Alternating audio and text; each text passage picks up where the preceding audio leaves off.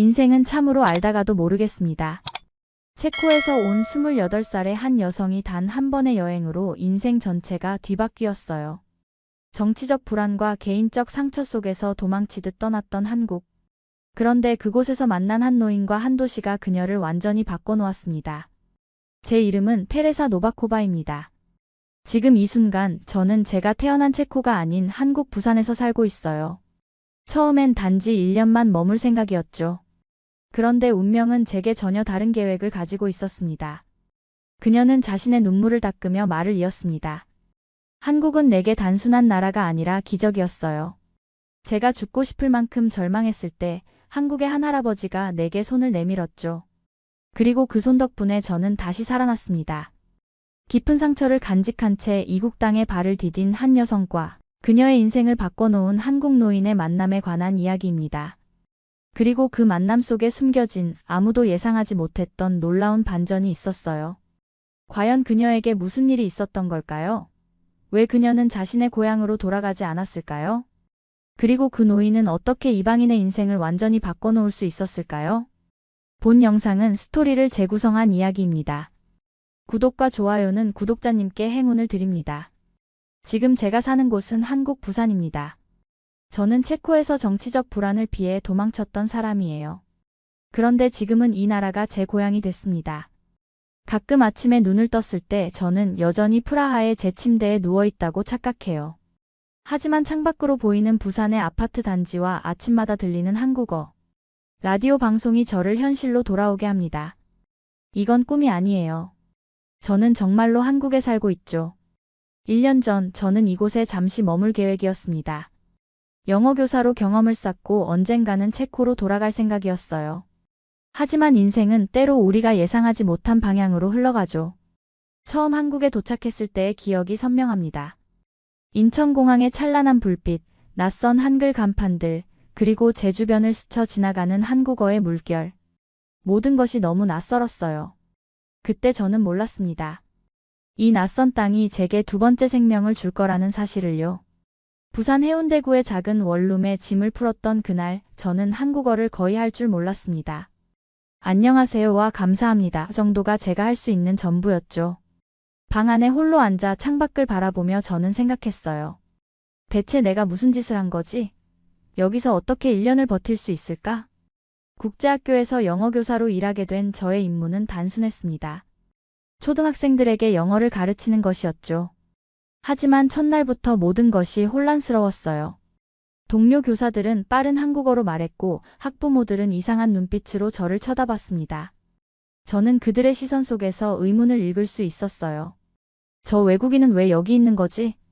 제 첫 한국 아침 식사는 학교 구내식당에서였습니다. 김치, 된장국, 그리고 생소한 반찬들이 가득한 쟁반을 들고 저는 어디에 앉아야 할지 몰라 망설였죠.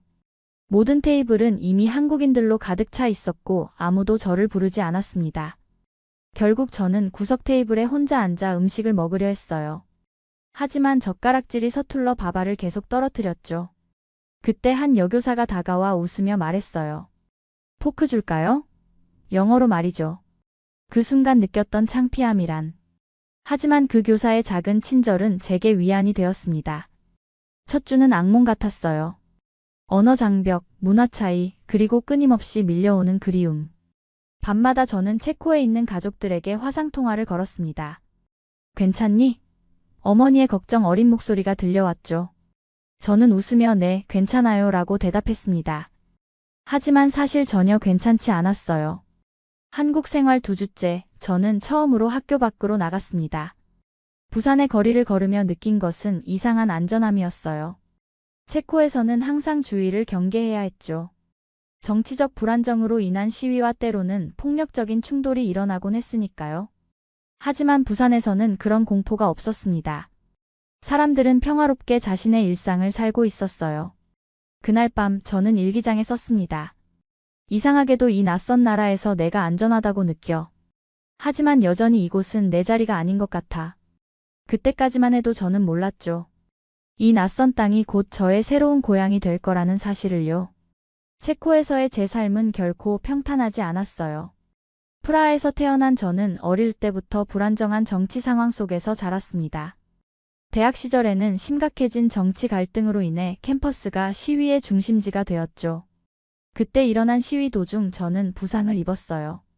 경찰과 시위대 사이에 끼어 최루탄에 맞은 것입니다. 테레사, 빨리 피해. 친구의 다급한 목소리에 저는 무작정 뛰었죠. 그날 이후로 저는 큰 소리만 들려도 몸이 굳어버리는 트라우마를 갖게 되었어요. 심리상담사는 이를 PTSD라고 불렀습니다. 외상 후 스트레스 장애죠. 대학을 졸업할 때까지 이런 불안은 계속되었어요. 프라하 카렐 대학교 언어학과에 입학했지만 공부에 집중하기 어려웠습니다. 밤마다 악몽에 시달렸고 수업 중 갑자기 패닉 발작이 일어나기도 했죠. 친구들은 점점 저를 피하기 시작했어요. 테레사와 있으면 너무 긴장돼. 그들의 속삭임이 들려왔습니다. 졸업 후에도 제 상황은 나아지지 않았어요. 언어학 전공자로서 직장을 구하기는 어려웠고 정치적 견해 때문에 몇몇 회사에서는 저를 꺼리기도 했습니다. 매일 아침 일어나는 것이 고통이었고 미래는 불투명해 보였죠. 그 무기력한 나날 속에서 저의 유일한 위안은 한국 드라마와 K-팝이었습니다.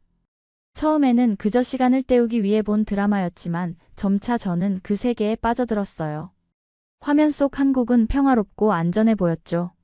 사람들은 행복해 보였고 거리는 깨끗했으며 무엇보다 정치적 충돌이나 시위가 없었어요. 저 나라는 어떨까? 문득 그런 생각이 들었습니다. 드라마 속 세계가 실제와 다르다는 것을 알면서도 저는 그곳에 가보고 싶었어요. 그리고 마침 국제교육기관에서 한국 영어 교사를 모집한다는 공고를 보게 되었죠. 부모님은 반대했습니다. 왜 하필 한국이니? 영국이나 미국은 어때? 아버지의 목소리에는 걱정이 가득했어요. 하지만 저는 결심했습니다. 1년만이에요. 경험도 쌓고 새로운 세계도 볼 수 있잖아요. 결국 부모님은 한숨을 쉬며 허락해 주셨죠. 출발 전날 밤, 저는 창가에 앉아 프라하의 밤 풍경을 바라봤어요. 구시가지의 불빛, 불타바 강의 잔잔한 물결, 그리고 멀리 보이는 프라하성. 이 모든 것을 1년 동안 보지 못한다고 생각하니 갑자기 두려움이 몰려왔습니다. 내가 잘할 수 있을까? 하지만 동시에 어딘가에 희망도 있었어요. 어쩌면 이 여행이 제 인생의 전환점이 될지도 모른다는 희망 말이죠. 비행기를 타기 전 저는 마지막으로 부모님을 껴안았습니다. 건강하게 지내. 자주 연락해. 어머니의 눈에는 눈물이 고여 있었어요. 저도 눈물을 참으며 고개를 끄덕였죠. 그때까지만 해도 저는 몰랐습니다. 이 이별이 제 인생에서 가장 큰 변화의 시작이 될 거라는 사실을요. 인천국제공항에 발을 디딘 순간 저는 완전히 다른 세계에 들어온 기분이었어요. 모든 것이 깨끗하고 정돈되어 있었죠. 공항 직원들은 단정한 유니폼을 입고 친절하게 미소 지었습니다. 그리고 무엇보다 놀라운 것은 그 평화로움이었어요. 체코 공항에서는 항상 느껴지던 긴장감이 여기에는 없었습니다. 노바코바 씨 맞으신가요? 출구에서 제 이름을 부르는 한국인 여성이 있었어요. 학교에서 보낸 김미연 코디네이터였죠. 그녀는 영어로 인사했지만 억양이 너무 강해서 처음에는 무슨 말인지 알아듣기 힘들었습니다. 네, 맞아요. 테레사입니다. 저는 어색하게 대답했어요. 미연 씨는 저를 공항에서 기차역으로 데려갔습니다. 부산까지는 KTX로 가는 게 가장 빠르고 편해요. 그녀가 설명했죠. 기차를 타는 동안 저는 창밖으로 스쳐 지나가는 한국의 풍경에 넋을 잃었어요. 높은 아파트 단지들, 끝없이 이어지는 산맥, 그리고 곳곳에 펼쳐진 논과 밭. 모든 것이 신기했습니다. 한국어 할 줄 알아요? 미연 씨가 물었어요. 저는 머뭇거리며 대답했습니다. 아니요. 거의 몰라요. 안녕하세요와 감사합니다 정도. 미연 씨는 걱정스러운 표정을 지었죠. 학교에서는 영어를 할 줄 아는 사람이 많지 않을 거예요. 한국어를 빨리 배우는 게 좋을 거예요. 부산역에 도착했을 때는 이미 저녁이었어요. 미연 씨는 저를 작은 원룸으로 데려갔습니다. 여기가 1년 동안 지낼 곳이에요. 마트는 건물 앞에 있고 학교는 걸어서 15분 거리예요. 방은 생각보다 작았지만 깨끗했어요. 침대, 책상, 작은 주방 공간이 전부였죠. 창문으로는 낯선 도시의 불빛이 보였습니다. 미연 씨가 떠난 후 저는 침대에 앉아 주변을 둘러봤어요. 갑자기 외로움이 밀려왔죠. 낯선 나라, 낯선 도시, 낯선 방. 모든 것이 너무 멀게 느껴졌습니다. 눈물이 흘러내렸어요. 내가 왜 여기 왔지? 스스로에게 물었죠. 다음 날 아침 미연 씨는 저를 학교로 데려갔습니다. 부산의 거리는 분주했어요. 자동차, 오토바이, 그리고 수많은 사람들이 바쁘게 움직이고 있었죠. 학교는 현대적인 건물이었고 교문에는 부산국제학교라고 쓰여 있었습니다. 여기가 당신이 가르칠 교실이에요. 미연 씨가 2층으로 저를 안내했어요. 밝고 깨끗한 교실에는 아이들의 그림과 영어 알파벳이 벽에 붙어 있었습니다. 학생들은 초등학교 3학년이에요. 영어 기초부터 가르치시면 돼요. 첫 수업은 혼란스러웠어요. 아이들은 호기심 가득한 눈으로 저를 쳐다봤고 저는 긴장했죠. 헐로, 마이 네임 이즈 터리서. 제가 말하자 아이들은 일제히 안녕하세요, 테레사 선생님. 이라고 대답했습니다. 그들의 순수한 반응에 저는 잠시 마음이 따뜻해졌어요. 하지만 수업이 진행될수록 어려움이 닥쳤습니다. 아이들은 제 영어를 이해하지 못했고 저는 그들의 한국어를 알아듣지 못했어요. 결국 그림을 그리고 몸짓으로 의사소통을 시도했죠. 수업이 끝났을 때 저는 완전히 지쳐 있었습니다. 점심시간에는 혼자 식당 구석에 앉아 밥을 먹었어요. 아무도 말을 걸지 않았습니다. 한국인 교사들은 자기들끼리 웃고 떠들며 식사를 즐겼죠. 저는 그들의 대화에 끼지 못하고 외로움을 느꼈습니다. 첫 주는 고통스러웠어요. 매일 밤 저는 울면서 잠들었죠. 화상통화로 부모님께 한국 생활이 어떤지 물으실 때마다 저는 거짓말을 했습니다. 아주 좋아요. 사람들이 친절하고 아이들도 귀여워요. 하지만 사실은 정반대였죠. 외로움, 좌절감, 그리고 무력감이 저를 짓눌렀어요. 어느 날 학교 복도에서 저는 길을 잃은 것 같은 노인분과 마주쳤습니다. 70대 초반으로 보이는 할아버지였죠. 그가 당황한 표정으로 주위를 둘러보고 있었어요. 영어로 말을 걸어봤습니다. Can I help you? 놀랍게도 그 할아버지는 유창한 영어로 대답하셨어요. Yes, I'm looking for the principal's office. I have an appointment. 저는 그를 교장실로 안내했고 그 과정에서 간단한 대화를 나눴어요. 학교에 새로 오셨군요? 할아버지가 물었죠. 저는 고개를 끄덕였습니다. 네, 체코에서 왔어요. 영어 교사로요. 할아버지의 눈이 반짝였어요. 체코. 아름다운 나라죠. 저는 젊었을 때 프라하에 간 적이 있어요. 교장실 앞에서 헤어질 때 할아버지는 명함을 건네주셨습니다. 박민호입니다. 필요한 게 있으면 연락하세요. 명함에는 박민호 마이너스 은퇴한 소아과 의사라고 쓰여 있었어요. 저는 감사 인사를 하고 명함을 받았지만 그때까지만 해도 이 만남이 제 인생을 완전히 바꿔놓을 거라고는 상상도 못했습니다. 한국 생활 3주차, 저는 완전히 지쳐 있었어요. 매일 아침 학교에 가는 것이 고통이었죠. 아이들은 귀엽지만 제 말을 잘 이해하지 못했고 동료 교사들은 저를 피하는 것 같았습니다. 점심시간이면 혼자 식사를 해야 했고 퇴근 후에는 텅 빈 원룸으로 돌아와야 했어요. 테레사 씨, 괜찮으세요? 어느 날 교장 선생님이 저를 불러 물었습니다. 저는 억지로 미소 지었죠. 네, 괜찮아요. 적응하는 중이에요. 하지만 제 목소리에서 거짓말이 느껴졌을 겁니다. 교장 선생님은 걱정스러운 표정으로 말씀하셨어요. 무슨 일이 있으면 언제든 말해요. 우리가 도울게요. 그날 저녁 저는 처음으로 한국 병원에서 저에 대한 불만을 직접 들었습니다. 복도에서 두 교사가 대화하는 소리가 들렸어요. 제 한국어는 아직 초보 수준이었지만 외국인, 도움 안 됨, 왜 여기 있는지 같은 단어들은 알아들을 수 있었죠. 가슴이 철렁 내려앉았어요. 진짜 쓸모없어. 애들도 못 가르치고. 그들은 저를 보지 못했지만 그들의 말이 제게 향하고 있다는 것을 알았어요.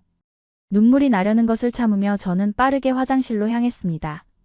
거울 속 제 얼굴은 창백했고 눈은 붉게 충혈되어 있었죠. 그날 밤 저는 결정했습니다. 그만두자. 체코로 돌아가자.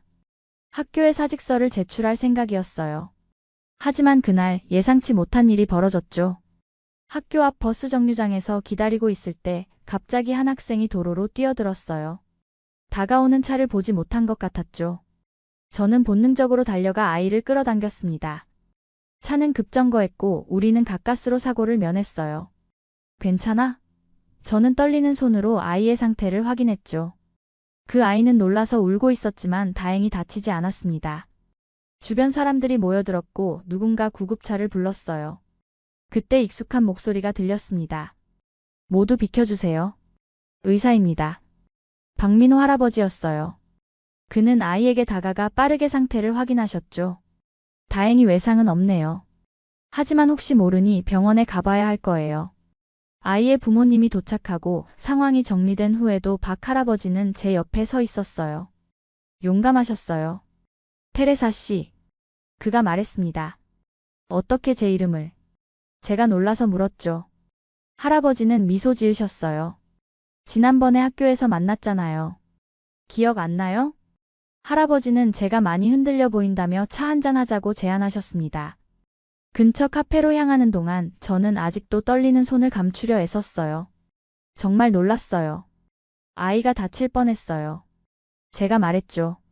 할아버지는 고개를 끄덕이셨어요. 그래서 테레사 씨가 더 대단한 거예요. 위험에도 불구하고 아이를 구했으니까요. 카페에 앉아 우리는 서로에 대해 이야기를 나눴어요. 박민호 할아버지는 40년간 소아과 의사로 일하셨고 5년 전에 은퇴하셨다고 했습니다. 지금은 취미생활을 즐기며 살고 있어요. 책도 읽고 여행도 다니고 가끔 학교에 의료자문을 해주기도 하죠. 제가 한국에 온 이유와 현재 겪고 있는 어려움에 대해 이야기했을 때 할아버지는 진지하게 들어주셨어요. 한국 생활이 쉽지 않죠? 언어도 다르고 문화도 다르고. 그의 따뜻한 이해에 저는 갑자기 눈물이 났어요. 한 달 동안 참아왔던 감정이 한꺼번에 터져나온 것 같았죠. 미안해요. 저는 얼굴을 돌렸지만 할아버지는 다정한 목소리로 말했습니다. 괜찮아요. 우는 건 약함이 아니라 용기예요. 그의 말에 저는 더 많이 울었죠. 오랫동안 참아왔던 감정이 한꺼번에 터져나왔어요. 할아버지는 조용히 기다려주셨습니다. 제가 진정되자 그는 자신의 이야기를 해주셨어요. 저도 젊었을 때 외국에서 산 적이 있어요. 미국에서 의학을 공부했죠. 처음에는 너무 힘들었어요. 언어도 잘 안 되고 사람들은 차갑고 매일 밤 한국으로 돌아가고 싶었죠. 어떻게 그 모든 것을 이겨내셨어요? 제가 물었습니다. 할아버지는 잠시 생각하더니 대답했어요. 하루하루 살아가는 거예요. 그리고 무엇보다 좋은 친구들을 만났죠. 누군가의 도움이 있으면 어떤 어려움도 견딜 수 있어요. 대화를 마치고 할아버지는 저를 원룸까지 데려다 주셨어요. 혼자서 힘들면 언제든 연락해요. 그는 자신의 전화번호를 적은 메모를 건네주셨습니다. 한국이 아직은 낯설겠지만 시간이 지나면 달라질 거예요. 그날 밤 저는 오랜만에 편안하게 잠들 수 있었어요. 낯선 나라에서 만난 이 할아버지의 따뜻함이 제 마음에 위안을 주었죠. 처음으로 저는 생각했습니다. 어쩌면 여기서 버틸 수 있을지도. 다음날 학교에서 저는 어제의 사고에 대해 듣게 되었어요. 테레사 선생님이 정우를 구했다면서요? 동료 교사가 물었습니다. 아침 조회 시간에 교장 선생님은 제 용기를 칭찬하셨고 학생들은 박수를 쳤어요. 갑자기 저를 바라보는 시선이 달라진 것 같았습니다. 일주일 후 박 할아버지는 다시 저에게 연락해 왔어요. 토요일에 시간 있어요? 부산을 좀 구경시켜주고 싶어요. 그의 제안에 저는 기쁘게 수락했습니다. 퇴근 후 할아버지는 저를 부산의 여러 곳으로 데려갔어요. 해운대 해변, 감천문화마을, 그리고 용두산 공원 등을 구경하며 우리는 더 많은 이야기를 나눴죠. 한국어 배우고 싶어요? 할아버지가 물었어요. 저는 고개를 끄덕였습니다. 네, 하지만 어려워요. 그러자 할아버지는 빙그레 웃으며 말했죠. 제가 가르쳐 드릴게요. 대신 저한테 체코어 좀 가르쳐 주세요. 그렇게 우리의 언어 교환이 시작되었어요. 매주 토요일 저는 박 할아버지의 집을 방문했습니다. 그분은 해운대구의 아담한 아파트에 혼자 살고 계셨어요. 집안에는 책이 가득했고 벽에는 세계 각국의 사진들이 걸려 있었죠. 여행 좋아하세요? 제가 물었어요. 할아버지는 눈을 반짝이며 대답했습니다. 젊었을 때는 많이 다녔어요. 이제 나이가 들어서 추억만 남았죠. 한국어 수업은 재미있었어요. 할아버지는 인내심을 가지고 천천히 가르쳐 주셨고 제 실수에도 늘 격려해 주셨죠. 괜찮아요. 실수하면서 배우는 거예요. 그의 말에 저는 점점 자신감을 얻었습니다. 2주 만에 간단한 대화가 가능해졌고 한 달 후에는 학교에서 기본적인 업무 지시를 알아들을 수 있었어요. 할아버지는 단순히 언어만 가르쳐 주신 게 아니었어요. 한국의 문화, 예절, 그리고 역사까지 알려주셨죠. 한국인을 이해하려면 한국의 역사를 알아야 해요. 그의 말씀대로 저는 한국의 아픈 역사와 빠른 발전 과정을 배웠어요. 그리고 그 과정에서 저도 모르게 이 나라에 애정을 갖게 되었습니다. 어느 날 할아버지는 저에게 물었어요. 체코로 돌아갈 생각이에요? 저는 잠시 생각했습니다. 한 달 전만 해도 당연히 예라고 대답했을 질문이었어요. 하지만 지금은 달랐죠. 아직 모르겠어요. 여기에서도 좋은 점이 많이 있어요. 저의 대답에 할아버지는 따뜻하게 미소 지었습니다. 그렇군요. 천천히 생각해봐요. 서두를 필요 없어요. 한국 생활 3개월 차, 저는 많이 달라져 있었어요.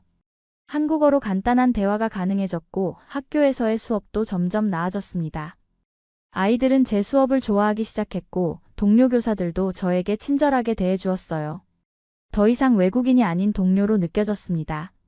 이 모든 변화의 중심에는 박민호 할아버지가 계셨어요. 할아버지는 매주 토요일뿐만 아니라 종종 학교에 들러 저를 응원해 주셨죠. 오늘은 어땠어요? 힘든 일 없었어요?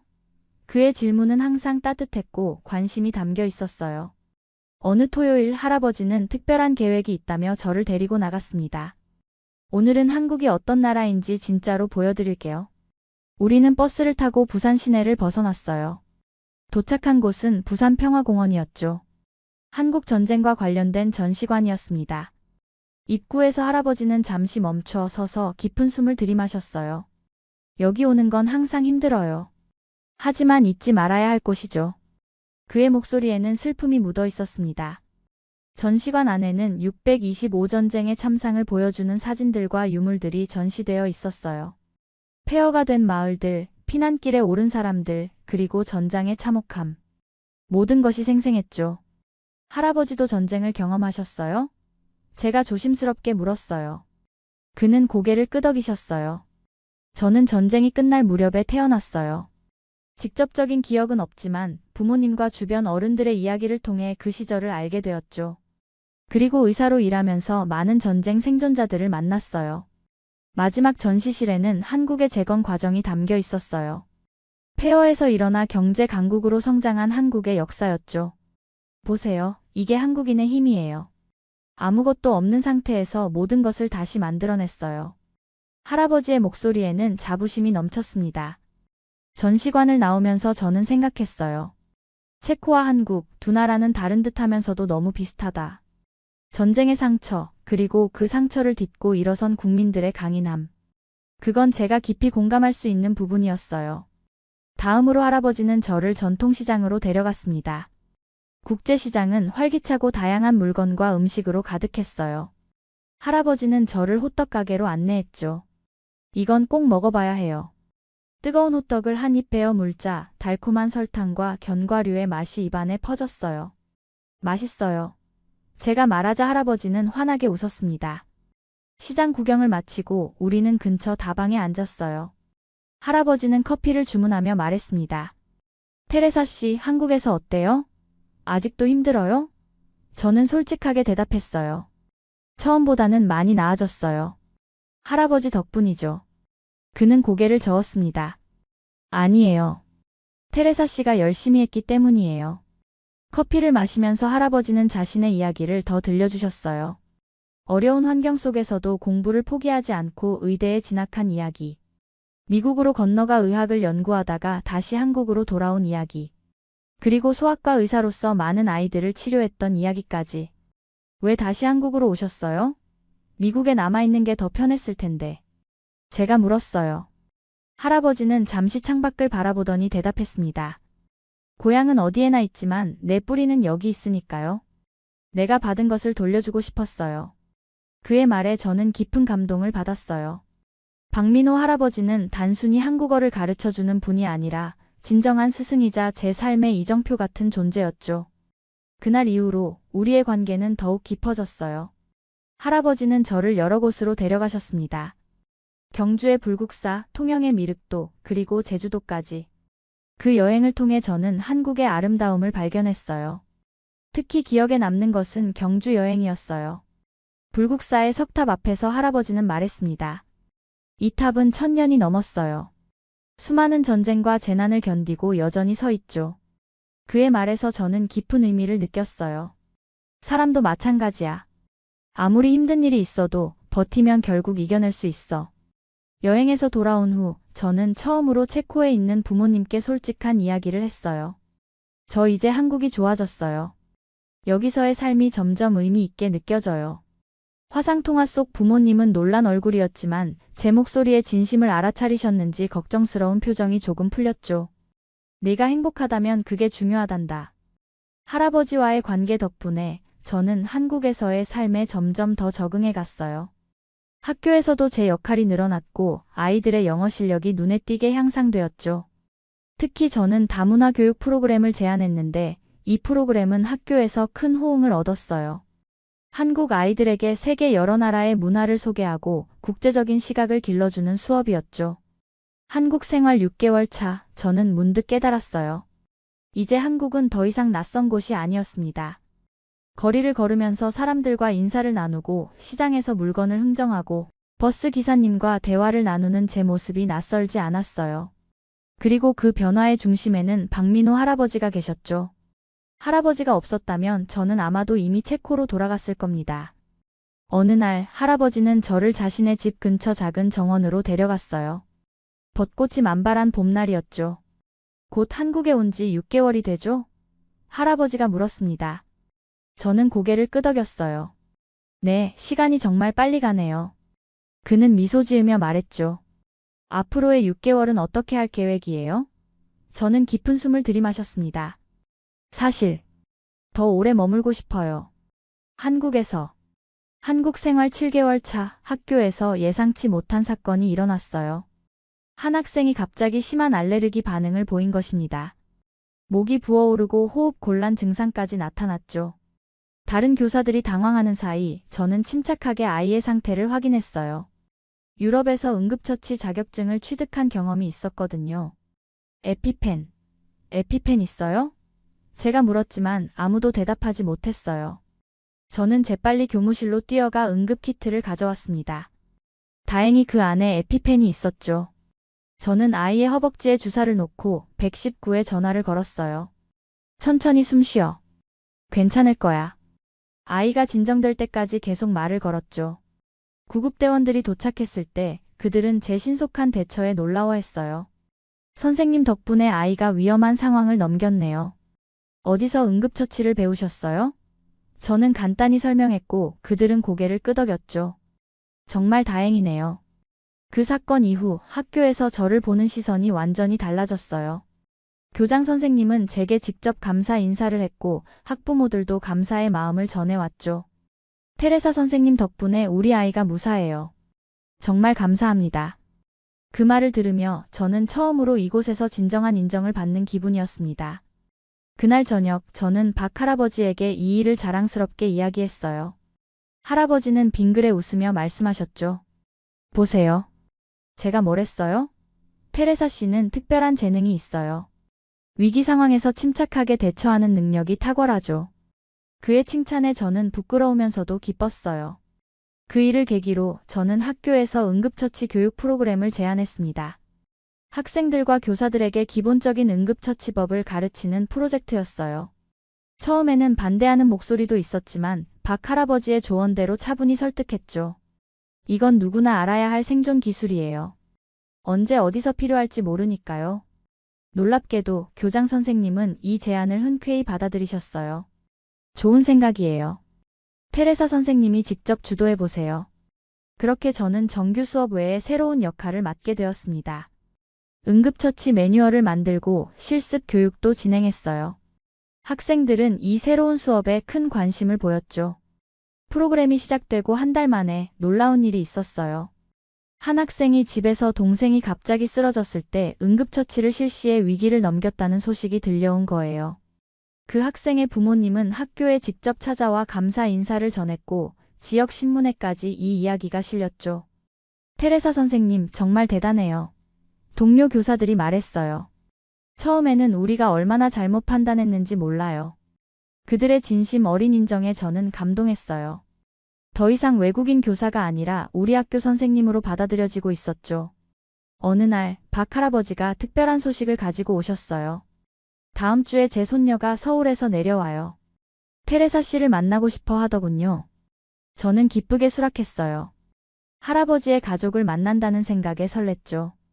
이것이 저의 한국 생활의 또 다른 전환점이 될 줄은 그때는 몰랐어요. 그 주말 저는 설렘과 긴장을 안고 박민호 할아버지의 집을 찾았어요. 문을 두드리자 예상치 못한 밝은 목소리가 들려왔습니다. 들어오세요. 문이 열리고 제 앞에 서 있는 건 20대 중반으로 보이는 젊은 여성이었어요. 할아버지를 쏙 빼닮은 눈매와 따뜻한 미소를 가진 분이었죠. 안녕하세요. 저는 박지영이에요. 할아버지의 손녀죠. 그녀는 완벽한 영어로 인사했어요. 저는 놀라움을 감추지 못했습니다. 안녕하세요. 저는 테레사예요. 영어를 정말 잘하시네요. 지영은 웃으며 대답했어요. 미국에서 공부했거든요. 할아버지가 테레사 씨 얘기를 정말 많이 하셨어요. 할아버지는 부엌에서 나오시며 반갑게 우리를 맞이하셨습니다. 두 사람이 벌써 인사를 나눴군요. 좋아요. 집안은 따뜻하고 아늑했어요. 벽면에는 가족 사진들이 걸려 있었고 책장에는 의학서적과 문학책들이 가득했죠. 테이블 위에는 정성스럽게 차려진 음식들이 있었습니다. 직접 준비하셨어요? 제가 놀라서 물었죠. 할아버지는 자랑스럽게 웃으셨어요. 요리가 취미예요. 특히 손녀가 올 때는 더 신경 써서 준비하죠. 지영이 덧붙였어요. 할아버지 요리는 정말 최고예요. 어머니보다도 더 맛있다니까요. 물론 어머니한테는 비밀이에요. 식사 시간은 즐거웠어요. 지영은 서울의 대학에서 국제관계학을 공부하고 있다고 했습니다. 그녀의 밝고 활기찬 성격은 저를 편안하게 해주었어요. 우리는 금세 친해졌고 마치 오랜 친구처럼 대화를 나눴죠. 특히 우리 둘 다 외국 생활을 경험했다는 공통점이 있어서 더 많은 이야기를 나눌 수 있었어요. 할아버지 덕분에 한국어 많이 늘었겠어요. 지영이 말했죠. 저는 고개를 끄덕였어요.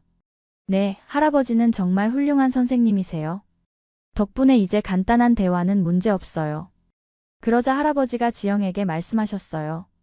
지영아, 이제 한국어로 말해봐. 테레사가 얼마나 잘하는지 보자. 지영은 한국어로 물었습니다. 테레사 씨, 한국 음식 중에 제일 좋아하는 게 뭐예요? 저는 조금 긴장했지만 최선을 다해 한국어로 대답했어요. 떡볶이요. 매운데 정말 맛있어요. 지영과 할아버지는 박수를 치며 기뻐했죠. 와, 발음이 정말 좋아요. 지영의 칭찬에 저는 얼굴이 붉어졌어요. 식사 후 지영은 저를 데리고 할아버지의 사진첩을 보여주었습니다. 젊은 시절의 할아버지, 미국 유학 시절, 그리고 의사로 일하던 모습들이 담겨 있었어요. 할아버지는 부산에서 제일 유명한 소아과 의사셨어요. 특히 어려운 환경의 아이들을 무료로 치료해 주셨죠. 지영이 자랑스럽게 말했어요. 사진첩을 넘기다가 한 장의 사진이 제 눈에 들어왔어요. 젊은 시절의 할아버지가 체코 프라하의 카렐교 앞에서 찍은 사진이었죠. 할아버지, 체코에 가신 적이 있으셨어요? 제가 놀라서 물었어요. 할아버지는 잠시 생각에 잠기는 듯 했어요. 네, 40년 전쯤이었죠. 의학학회 참석차 프라하에 갔었어요. 아름다운 도시였죠. 할아버지가 대답하셨어요. 그런데 지영이 갑자기 끼어들었습니다. 아, 그때 그 이야기. 할아버지가 체코 가족을 도와주셨던 그 일 말이죠? 할아버지는 약간 당황한 듯 했지만 고개를 끄덕이셨어요. 그래, 그 일이지. 저는 호기심이 생겼습니다. 무슨 일이었어요? 할아버지와 지영은 서로 눈빛을 교환했고 할아버지가 입을 열었어요. 그건 조금 긴 이야기예요. 제가 프라하에 있을 때 한 체코 가족을 만났어요. 그들은 한국 전쟁 고아를 입양한 가족이었죠. 그 아이가 아파서 제가 치료해준 일이 있어요. 그게 전부예요. 할아버지의 말투가 약간 어색했지만 저는 더 묻지 않았어요. 그날 저녁 우리 셋은 할아버지의 작은 정원에서 차를 마시며 이야기를 나눴어요. 달빛이 내리쬐는 조용한 밤이었죠. 지영은 자신의 꿈에 대해 이야기했어요. 국제기구에서 일하고 싶어요. 서로 다른 문화와 사람들 사이의 다리가 되는 일을 하고 싶거든요. 저도 제 이야기를 나눴습니다. 체코에서의 살, 정치적 불안으로 인한 트라우마, 그리고 새로운 시작을 찾아 한국에 오게 된 이유까지. 지영은 진지하게 들어주었고 때로는 위로의 말을 건네주었어요. 할아버지는 조용히 우리의 대화를 지켜보셨죠. 밤이 깊어갈 때쯤 지영이 제안했어요. 다음 주에 서울에 올라오지 않을래요? 제가 가이드 해드릴게요. 저는 기쁘게 수락했습니다. 정말요? 좋아요. 서울을 꼭 보고 싶었어요. 할아버지는 미소 지으며 말씀하셨죠. 좋은 생각이야. 두 사람이 친구가 되면 좋겠구나. 다음 주말 저는 KTX를 타고 서울로 향했어요. 지영은 서울역에서 저를 기다리고 있었죠. 그녀는 저를 경복궁, 인사동, 남산타워 등 서울의 주요 관광지로 데려갔어요. 하지만 가장 기억에 남는 것은 한강공원에서의 시간이었습니다. 강가에 앉아 지영과 나눈 대화가 제 마음을 움직였어요. 한국에 계속 있을 생각이에요? 지영이 물었죠. 저는 잠시 생각하다 대답했어요. 처음엔 1년만 있을 생각이었는데 이제는 더 오래 있고 싶어요. 여기서 뭔가 찾은 것 같거든요. 지영은 고개를 끄덕였어요. 무엇을 찾으셨어요? 저는 한강을 바라보며 말했습니다. 평화. 그리고 소속감이요. 이상하게 들릴지 모르지만 체코에서보다 여기서 더 집에 있는 것 같은 느낌이 들어요. 지영은 제 손을 잡아주었죠. 이상하지 않아요. 집은 때로 우리가 태어난 곳이 아니라 우리 마음이 편안함을 느끼는 곳이니까요. 서울에서 돌아온 후 저는 학교 생활에 더욱 열심히 임했어요.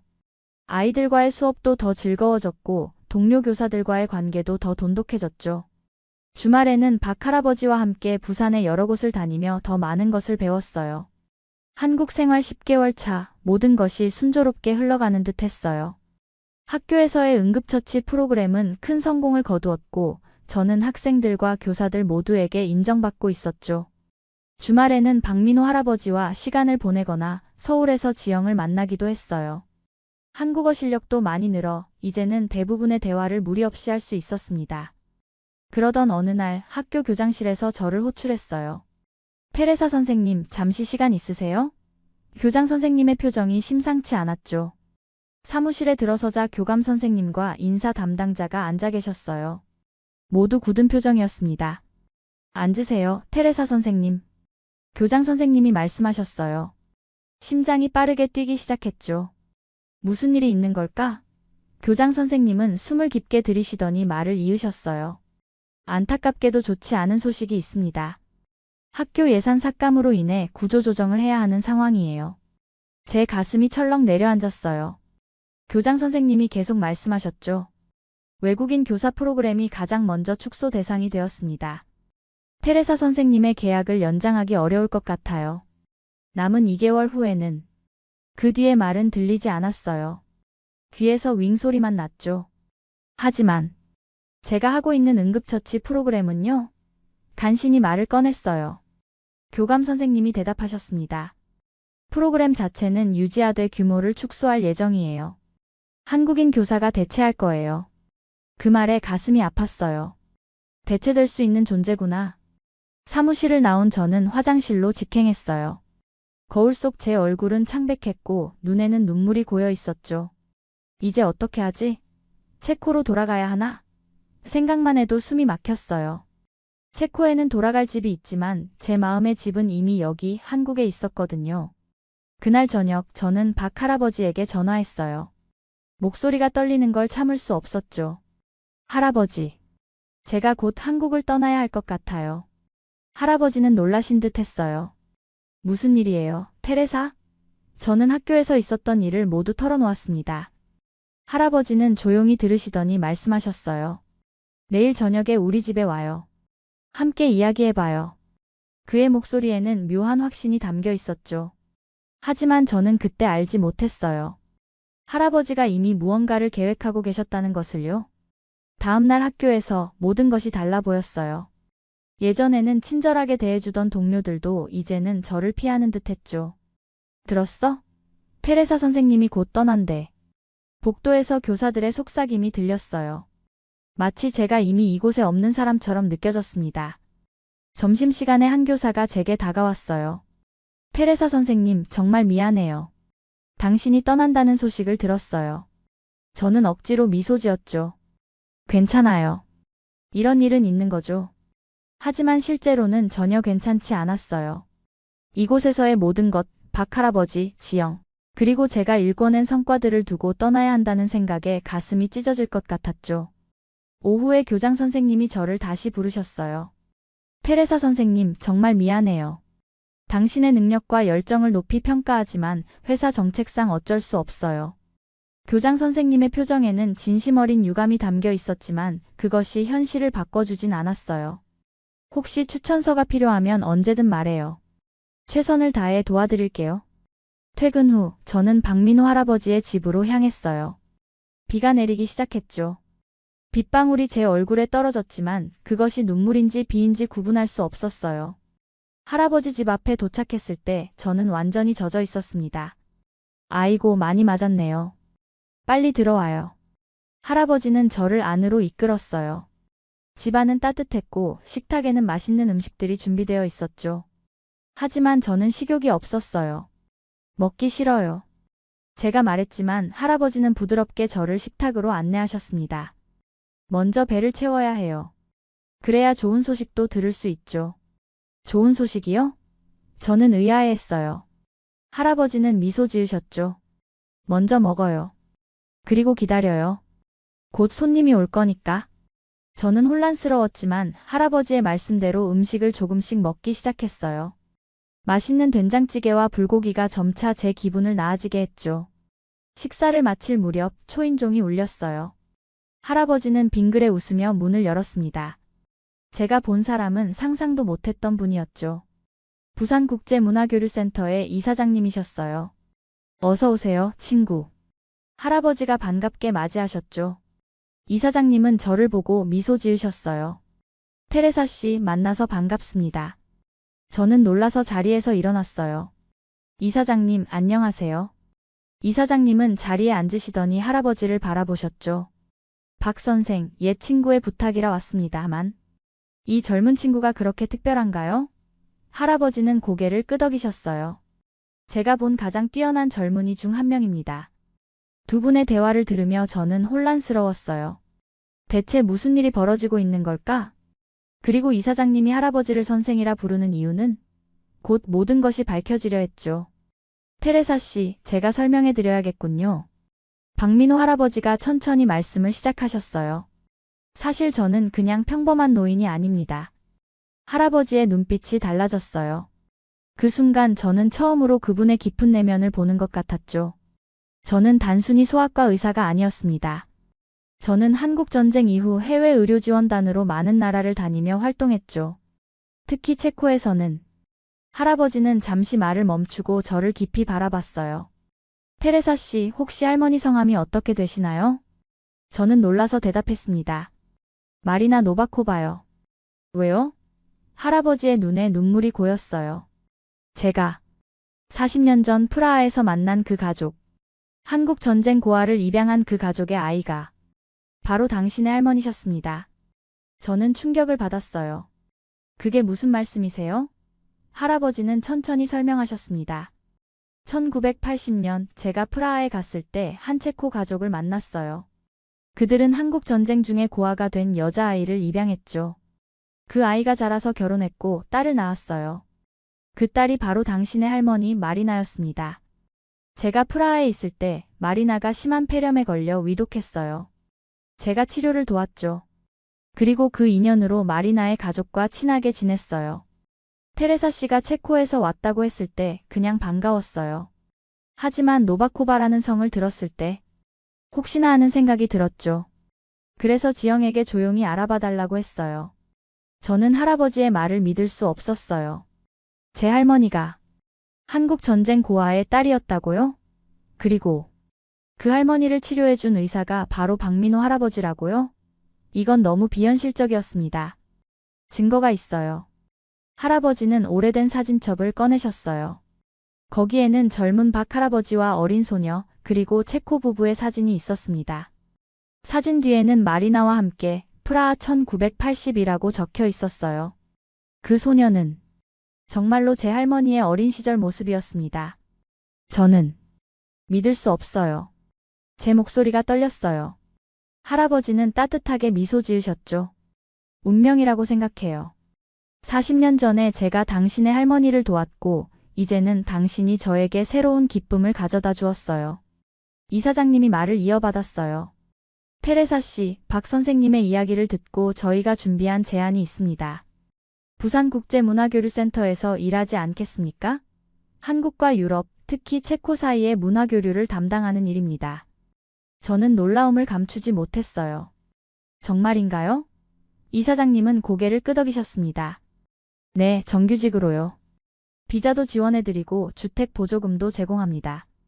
박 선생님께서 강력히 추천하셨고 테레사 씨의 이력과 경험이 저희가 찾던 인재상과 딱 맞아요. 갑자기 눈물이 쏟아졌어요. 이건 단순한 직업 제안이 아니라 제 인생의 새로운 장이 열리는 순간이었습니다. 정말 감사합니다. 저는 할아버지의 손을 꼭 잡았어요. 할아버지, 이 모든 게 꿈만 같아요. 할아버지는 제 머리를 쓰다듬어 주셨습니다. 꿈이 아니에요, 테레사. 이건 당신이 열심히 일구어낸 현실이에요. 그리고 어쩌면 우리 둘 다를 위한 운명의 선물일지도 모르죠. 그날 밤 저는 오랜만에 할머니께 전화를 걸었어요. 떨리는 목소리로 물었습니다. 할머니 혹시 박민호라는 한국 의사를 기억하세요? 전화기 너머로 긴 침묵이 이어졌어요. 그리고 할머니의 놀란 목소리가 들려왔습니다. 어떻게 그분을 알게 된 거니? 모든 것이 사실이었습니다. 할머니는 어릴 때 심한 병에 걸렸고 한국에서 온 젊은 의사가 그녀를 살렸다고 했어요. 그리고 그 의사는 할머니의 어머니, 즉 제 증조할머니가 한국 전쟁 고아였다는 사실을 알려주었다고 했습니다. 그분이 살아계시다니. 믿을 수 없구나. 할머니의 목소리에는 감동이 묻어 있었어요. 테레사, 이건 우연이 아니야. 이건 운명이란다. 한국 생활 1년 차가 되던 날, 저는 부산국제문화교류센터에서 새 직장을 시작했어요. 제 역할은 한국과 체코 사이의 문화, 교육 교류를 촉진하는 것이었습니다. 그리고 무엇보다 기쁜 일은 박민호 할아버지가 센터의 자문위원으로 함께 일하게 되었다는 거예요. 저는 이제 한국에서 새로운 삶을 시작했습니다. 더 이상 외국인 교사가 아닌 문화교류 전문가로서 의미 있는 일을 하게 되었어요. 부산의 작은 아파트에서 독립해 해운대 근처로 이사했고 주말에는 박 할아버지와 지영과 함께 시간을 보냈어요. 그리고 1년 반 후 저는 한국 영주권을 신청했어요. 면접관이 물었습니다. 왜 한국에 영주하고 싶으신가요? 저는 자신 있게 대답했습니다. 이곳이 제 고향이기 때문이에요. 혈연으로는 체코인이지만 제 마음은 한국인이에요. 그리고 무엇보다 제 뿌리의 일부가 이곳에 있다는 것을 알게 되었거든요. 지금 저는 대한민국의 영주권자로서 두 문화 사이의 다리가 되어 살아가고 있어요. 체코의 아픔을 간직하고 있지만 한국에서 치유받았죠. 박민호 할아버지와 지영은 제 삶의 중심이 되었고 센터에서의 일은 제게 큰 보람을 줍니다. 때로는 여전히 악몽을 꾸기도 해요. 하지만 이제는 혼자가 아니에요. 깨어나면 곁에는 제게 손을 내밀어준 사람들이 있죠. 그리고 그 손길 덕분에 저는 다시 살아갈 용기를 얻었어요. 한국은 제게 단순한 나라가 아닙니다. 이곳은 제가 두 번째 생명을 얻은 곳, 진정한 평화를 찾은 곳이에요. 그리고 이 모든 기적의 시작은 학교 복도에서 만났던 한 노인의 따뜻한 손길이었죠. 한국은 내게 나라가 아니라 기적이었습니다.